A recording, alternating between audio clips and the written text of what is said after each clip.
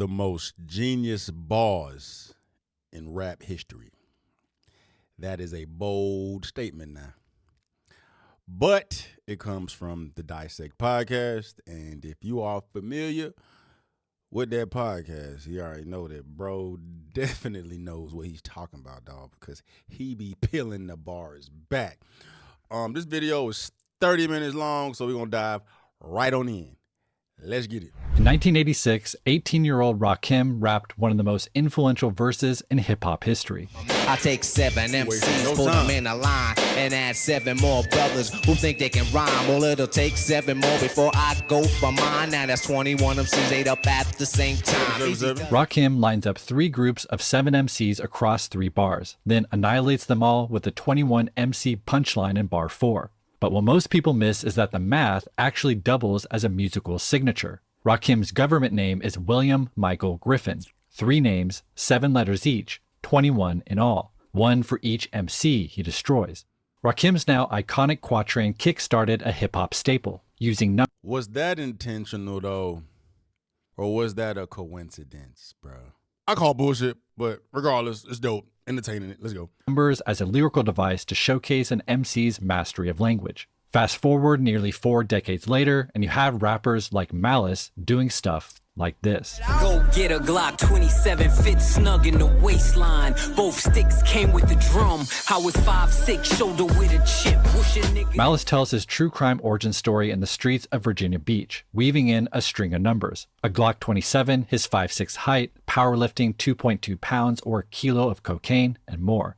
8 bars in the verse contain a number, and when you extract each digit from the first 7 bars, you get 2756222139. Add these numbers up and you get 48. Why 48? Because it sets up the final number in the verse's final line. My story gon' hit the first 48, then it's on Dateline, cause this really shit I done. The first 48 is a true... Hold on, bruh. That's ridiculous, bruh. Cause it's like, what's the point? What's the point, bruh? It's fire, but what is the point? Because nobody's going to do that. Nobody's going to get it, especially now in 2025. Shit, bro. Anyway. For the verse's masterful final punchline. Hi, I'm Cole Kushna, and on today's episode of Dissect, we're breaking down some of the most impressive numeric wordplay in hip-hop history, from Kendrick Lamar to Lupe Fiasco, J. Cole, J. Nostalgia going to be on there, bro. Nostalgia going to be on there. That nostalgia setup is the most ridiculous, top 10 most ridiculous setup that I've come across. Kendrick got some Eminem got some Lupe got some but let's go. ID and more. But before these modern rappers can innovate, they studied the architects like Rakim who laid the groundwork. And that story begins in the 1970s. I'm coming up in, I gotta step above the rest, cause I'm cruising that ladder they call success. You say a 1, 2, 3, 4, 5, 6, 7, rap like hell, make it sound like heaven. This is Melly Mel's verse on Grandmaster Flash's Furious 5 debut single, Super Rappin'. Mel sets up an ascending 7 count, declaring he's a step above his competition because he's climbing the ladder of success. So the 7 count itself becomes a symbol of that upward ascension. But Rap It Like Hell, Make It Sound Like Heaven takes it one step further, as the number 7 is commonly associated with heaven, and the classic image of a stairway to heaven often features 7 steps. Like Rakim, Melly Mel was lyrically ahead of his time, because in these early days of hip-hop, the use of numbers was usually more straightforward. For instance, you had the roll call, shouting out the number of members in your crew. Introducing the crew, you gotta see to believe. We're 1, 2, 3, 4, 5 MCs. Every jam we play, we break 2 needles. There's 3 of us, but we're not the Beatles. So yeah, technically there are 4 Beatles, not 3, but Run is a legend, so he gets a pass. Now, another early numerical trend was variations of the count-in, the ascending 4 count band leaders used to kick off a song. 1, and in comes the 2 to the 3 and 4. Then I drop the beat I have in store. 1, 2, 3 into the 4. Snoop Doggy Dogg and Dr. Dre is at the door. By the mid-90s, these simple 4 counts and roll calls evolved into increasingly complex numerical schemes. A watershed moment came in '96 when Jay-Z released the track 22 Twos. Too much West Coast dick licking, and too many niggas on a mission, doing your best Jay-Z rendition. Too many rough motherfuckers, I got my suspicion that you're just fishing a pool of sharks, nigga. Listen. I hope he got this video whitelisted, bro, because this is a lot of homework he putting in to not get paid for taking all these samples from different songs. A play on a .22 caliber gun, 22 Twos contains a 16-bar verse in which Jay says two, either T-O, T-O-O, or the number 2, exactly 22 times. It's a lyrical exercise that highlights itself and, by extension, Jay's skill. But the track stands out because it's more than a mere gimmick. The verse delivers a sharp message and nuanced wordplay in addition to the numbers. I've been around this block too many times, rock too many rhymes, cop too many nines too. To all my brothers, it ain't too late to come together, cause too much black and too much love equal forever. Jay says it's not too late for his community to come together, rapping that too much black and too much love equal forever. The wordplay revolves around time. Jay saying the bond his community shares is timeless, so it can never be too late. But notice how too much black and too much love can also be heard as the numbers 2, while the 4 in forever doubles as the number 4. Get it? 2 and 2 equals forever. This kind of layered wordplay, coupled with its inventive numerical framework, cemented 22 Twos as a hip-hop landmark. The track even warranted an official sequel, 44 Fours, which Jay debuted at Reasonable Doubt's 10th anniversary show. Rockefeller forever, hold for life. First debut classic, first album, 4 mics. I should've got a five, but niggas like foresight. But I don't give a fuck, I ain't do it for the hype. 22 Twos was the first of a handful of numeric-based classics released in the mid to late 90s. The most well-known of this era is Biggie's '97 hit 10 Crack Commandments, which, like 22 Twos, turns the song's technical constraint into a lyrical showcase. Number 4, know you heard this before. Never get high on your own supply. Number 5, never sell no crack where you rest at. I don't care if they want an ounce, tell them bounce. Number 6, that goddamn credit, get it. 1997 also saw the release of a lesser-known but equally impressive track called Numbers by Organized Confusion. It's here Prince Poe and Pharaoh Monch include a number in nearly every line. We're like 3 LPs precise from my 5 deadly venoms. We're international plugs like 9 organized in them. Get it? 20,000 leagues extra deep. Running with the number 13 with my 40 belows upon the feet. Now Adam 12 got me in this 2020, so I'm 007 about my 411. In 1999, Yasin Bey, FKA Mos Def, upped the numeric bar with Mathematics, a track that audits America through statistics and equations to expose its many injustices against Black Americans. Never hear Mos Def name in the conversation when it should be. I hear from like people that are really, really knowledgeable, man, but when it comes to like the, polarizing conversations or the conversations we reach, the mainstream conversations in regards to hip hop's elite, I don't hear his name mentioned enough, and I don't hear his name mentioned high enough, dog. Most Def is like that. It's a numbers game, but shit don't add up somehow. Like I got 16 to 32 bars to rock it, but only 15% of profits. Ever seen my pockets like 69 billion in the last 20 years spent on national defense, but folks still live in fear. Like nearly half of America's largest cities is 1/4 black. That's why they gave Ricky Ross all the crack. 16 ounces to a pound, 20 more to a key. A 5-minute sentence here, and then you no longer free.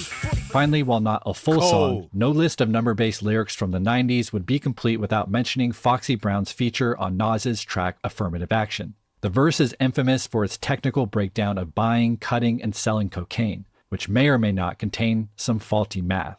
Keys is 1 and 2/5 on how we flip. 32 grams raw, chopping a half, is 16. Double it times 3, we got 48, which mean a whole lot of cream. Divide the profit by 4, subtracted by 8. We back to 16, now add the other. 48 divided by 4 is 12. Take 8, that's 4. But that's not correct. That's not correct. Whole lot of cream. Divide the profit by 4, subtracted by 8. We back to 16, now add the other 2 that Mega bring it through.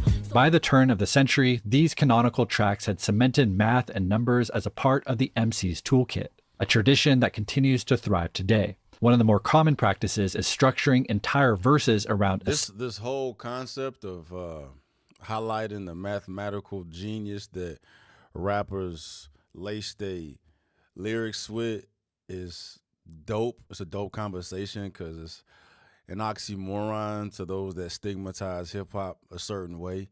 So they would never think of rappers digging in so hard with mathematics to make lyrics hit. They're thinking about the toxic stigma that hip-hop get, but then you really got motherfuckers out here on their curriculum. You feel me? That's tough, bro. It's tough. Like, all the hip-hop naysayers need to watch this fucking video, bro. It ain't all about bitches, drugs, and money. You feel me? It's about what that pen do.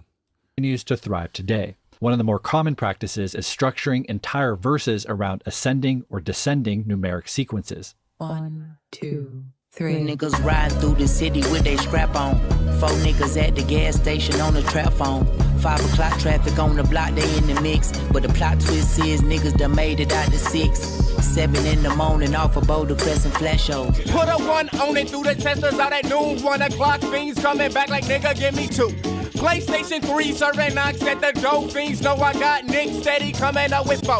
5-0-T, 5-7-5 jeans in a spot serving rocks. 3 shots of sterno, wick stuck in a bottle empty. 3 rocks to the target, we lit it and lobbed it hard as century. 4 bigs of the oinking variety, guard the market entry. 5 minutes of flames and an aim to whistle my fatherland. 6 o'clock, we meet up and dimmy the shells among the youngins. 7 continents and the shit and smoke like it's fucking London.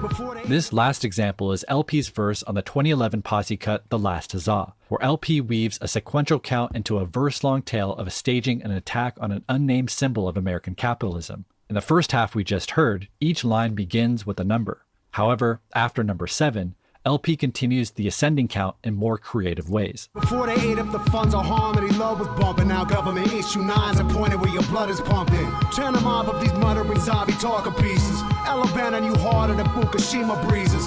In the end with a dozen or so adjourneries, and you find a verdict return corrupted in murderous seasons. With a bird of 31s and other unlucky omens. That's why I chuck 7 and 7 till I'm fucking homeless. Here LP gets especially clever with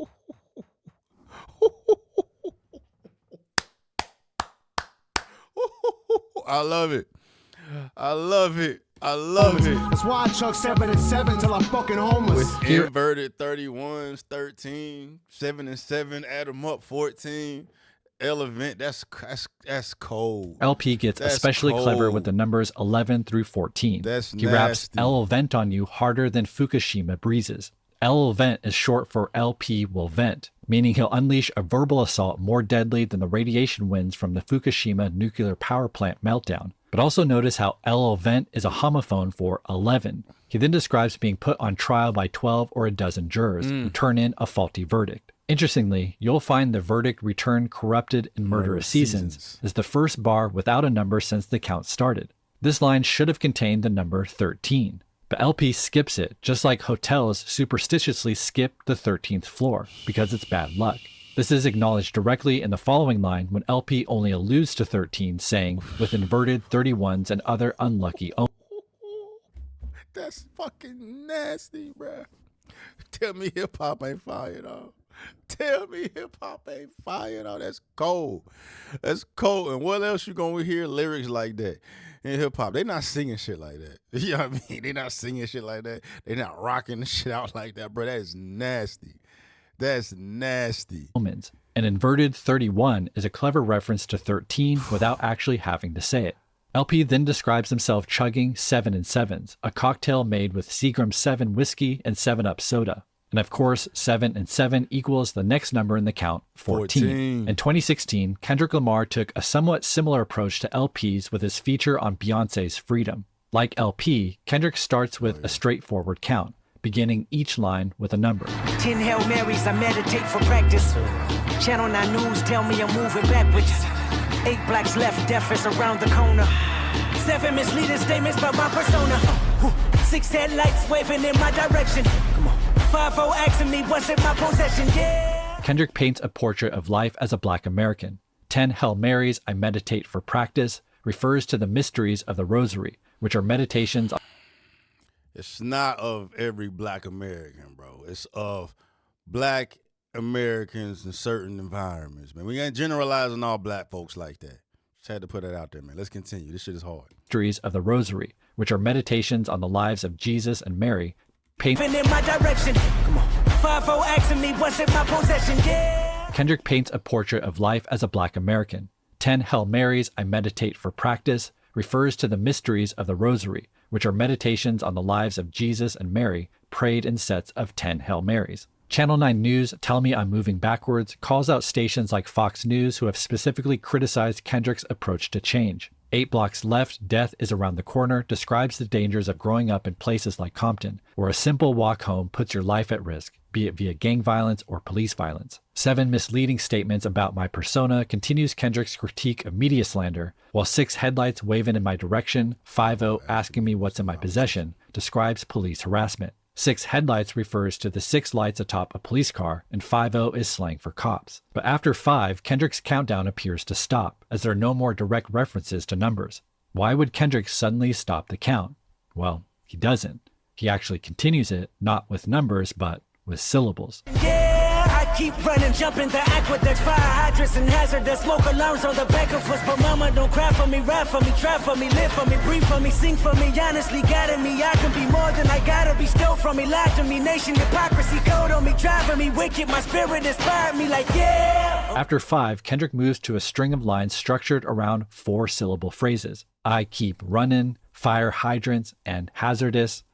I keep running, fire hydrants, and hazardous, smoke alarms on the back of us.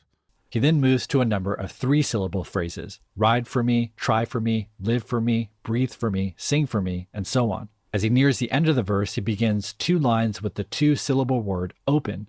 Open our minds as we cast away oppression, open the streets and watch our beliefs. Finally, the last line of the verse begins with a 1-syllable word. I pray it forever reads. Now the cherry on top is that Kendrick actually omits the obvious final word of this line, as it's clearly set up to say, I pray it forever reads freedom.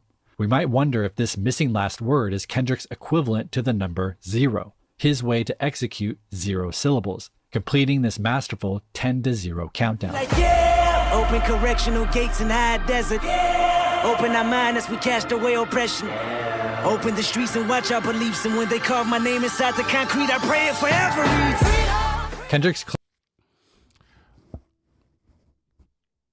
Kendrick is a fucking monster, bro. I did not know that, bro.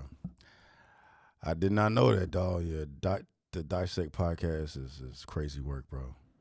This is good work, dog. God damn, this is good work. Clever take on a countdown reminds me of another, even more hidden count in Lupe Fiasco's feature on Kanye West's Touch the Sky. It's here that Lupe conceals a 3-to-1 countdown across the entirety of his 16-bar verse. Yes, yes, yes. Guess who's on third? Lupe still like Lupe in the third. The verse's first line establishes the 3 in this 3-to-1 countdown. Yes. Lupe repeats yes 3 times before asking, guess who's on third, calling attention to the fact that he's on the 3rd verse of this song. Guess Who's on Third is also a reference to the classic Abbott and Costello comedy routine, Who's on First. What is the fella's name on third base? What is the fella's name on second base? I'm not asking you who's on second. Who's on first? I don't know. Third base.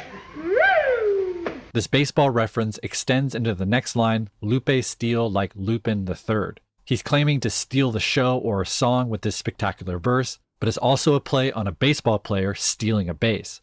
Cleverly, he refers to himself in third person, but also pronounces Lupe steal to sound like Lou base steal, strengthening the baseball motif. Meanwhile, Lupin the Third is a reference to the famous anime thief who steals national treasures. But notice how Lupin the Third also sounds like looping the third, as in rounding third base toward home plate. With the 3 firmly established here at the start of the verse, the hidden countdown continues midway through, when Lupe says this. I'm trying to stop lying like a mum rob, but I'm not lying when I'm laying on the beat. On guard, a touche, Lupe, cool as the unthawed, but I still feel possessed as a gunshot. Lupe begins this passage with a triple entendre. I'm trying to stop lying like I'm mum ra. The surface meaning is that Lupe is trying to stop lying or be more honest. But he expresses this with wordplay based on the 80s cartoon Thundercats, which featured a hero named Lion-O and a villain named Mum-Ra. So lying is also a homophone for lion, as in Lion-O, who Mum-Ra attempts to stop. The third layer is a deep cut for Thundercat fans, because they'd know that Mum-Ra literally spent most of his time lying in a sarcophagus. Lupe then continues, but I'm not lying when I'm lying on the beat, on guard. Lupe only speaks facts when lying or rapping on a track. On guard is used as a homophone for on God, an expression that means you're not lying. On guard itself is a French phrase used in fencing, said before engaging in a match. This leads to Lupe saying touché, another French term that has its origins in fencing, used to concede that your opponent struck you. But touché also contains a homophone for the number 2, and Lupe even holds up 2 fingers in the music video to ensure we caught the wordplay. Now, with the 3 established at the start of the verse, the 2 concealed midway, the countdown is then... Oh, boy. Hey. What I say, Lupe, and Kendrick, dog. God damn. Completed at its end, when Lupe says this. So, I represent the first. Now let me end my verse right where the horns are like, The first in So I Represent the First completes the verse-long 3-to-1 countdown. But notice how short this line is compared to the others. That's because he should have said, I represent the 1st and the 15th, the name of Lupe's independent record label. Why not say 15th? Well, he didn't have to, because this just so happens to be the 15th bar of his verse.